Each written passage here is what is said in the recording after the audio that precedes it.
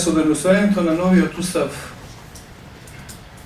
ние преку ноќ станавме демократска земја и дека ние преку ноќ станавме слободни граѓани со сите демократски права и слободи. Но заборавивме еден факт, дека не е битно колку демократски устав имате, туку многу е побитно дали една земја има демократски институции кои се подготвени да ги штитат тие слободи кога власта ќе посегне по нив. Ние, за жал, ние сме кобајаги демократија, а во практика имаме многу авторитарен менталитет на владење, место владење на правото. Не се почитува поделбата на власта, извршната власт има целосна контрола врз законодавната и судската. Не знам, уште живееме во доброто време на социализмот и преку така наречениот концепт единство на власта се бориме против внатрешните и надворешните непријатели. Ја не се сеќавам многу на тоа време, меѓутоа проклето е колку е исто. Значи, разочарувачки е колку Македонија да помине 22 години во транзиција и работите толку да не се менувани во позитивен правец. Ние како општество изгледа не сакаме да признаеме една горка вистина дека уживањето на слободите и не зависи од тоа колку демократски устав имате, туку колку општеството во кое живеете има демократски манири и капацитети да се бори и избори за своите права. И да не дозволи власта да злоупотреби власта. Нам ни беше тешко да се соочиме со вистината дека во Македонија нема ни слобода на изразување, ни слобода на медиуми. Имам впечаток дека во моменти се однесуваме како мало дете кое кога се соочува со некој ризик, затвара очи со надеж дека опасноста сама по себе ќе помине. Мислам дека одлуката да влеземе во диалог со владата беше момент на отрезнување. Нас ни затвара медиуми, а ние бевме немојкни да го спречиме тоа. Свативме дека сме немојкни и дека само сожалувањето не ни помага. Решивме дека мораме да се соочиме со оние кои што си поигруваат со нашите права. Седнавме на иста маса затоа што сметавме дека тој терен е најповолен за нас да ја биеме нашата битка. Бевме свесни дека тие го имаат аргументот на силата, а ние силата на аргументите.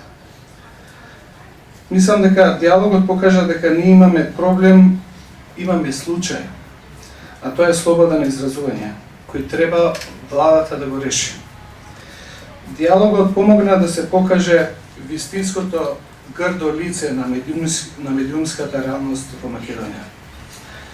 Мислам дека првото полувреме од тој диалог заврши, би рекол со поволен резултат за нас, затоа што новинарската и медиумската заедница почнува да се обединува. А стекнавме и многу сојузници внатре и надвор од земјата за каузата на слободата на медиумите. Овој диалог беше искористен од страната на Европската Унија како инструмент за вршење притисок врз владата да постапува по забелешките кои што ги има секоја година во годишните извештаи. И мислам дека почетокот не беше и така лош, меѓутоа очигледно владата не беше јасно покажа дека не е толку заинтересирана за решавање на проблемите, за напредување во процесот на интеграциите, туку повеќе е заинтересирана да задржи власта, затоа што смета дека губењето на контролата врз медиумите ќе биде еден чекор кон губењето на власта. Сега сме во друго полувреме кога веќе тој диалог изгледа како да не може. Не поради нашата некооперативност и неетење, туку поради ароганцијата и кукавичлукот на власта. првата формална причина е инцидентот со новинарите во собрание, а суштинската причина е што власта не се придржува кон постигнатите договори. Во почетокот на диалогот подпишавме меморандум за разбирање во кој двете страни се обврзавме дека диалогот ќе го водиме во конструктивна атмосфера со взаемно почитување, без лични дисквалификации какви било притисоци. Инцидентот од 24 декември со новинарите власта го прегази тоа ветување. Во декември 2011 година се договоривме дека медиумската легислатива треба да се измени во правец на вградување на Европската директива за аудиовизуелни услуги и препораките на Советот на Европа.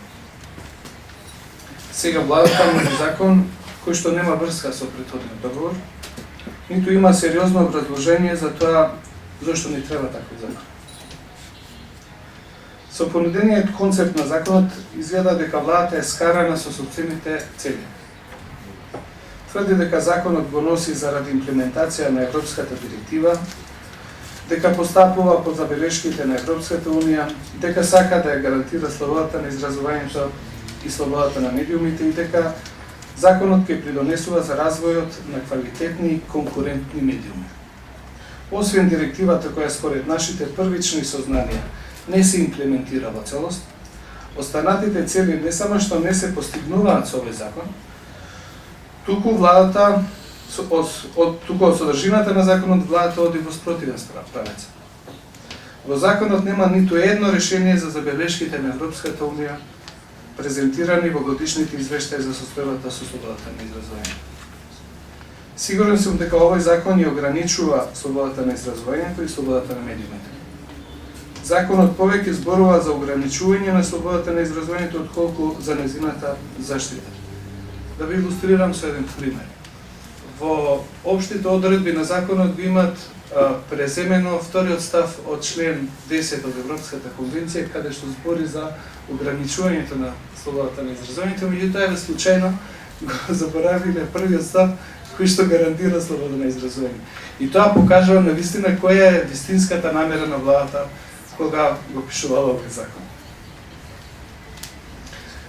Во ист кош ги става електронските, печатените и интернет медиумите. Ја проширува регулацијата на печатените интернет медиумите, иако најголем број од земјите на ЕУ тоа не го прават.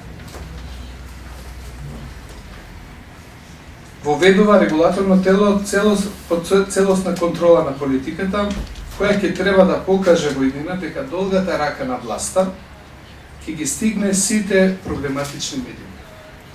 Се обидува да ја регулира содржината на медиумите преку нормирање на новинарската професија и етика со закон. МРТВ останува под политичка контрола од власта без одржливо финансирање. Ова се концептуални забелешки, а конкретни забелешки, проблематични решенија има безброј. Тврдат дека сака да имат поквалитетни и поконкурентни медиуми, а во законот нема ниту еден член за владините реклами, со кои влијаат на уредувачката политика на медиумите и влијаат врз медиумскиот пазар. Кога се соочувате со ваков закон, немате друг избор освен да ја повикате власта на разум и да го повлече законот.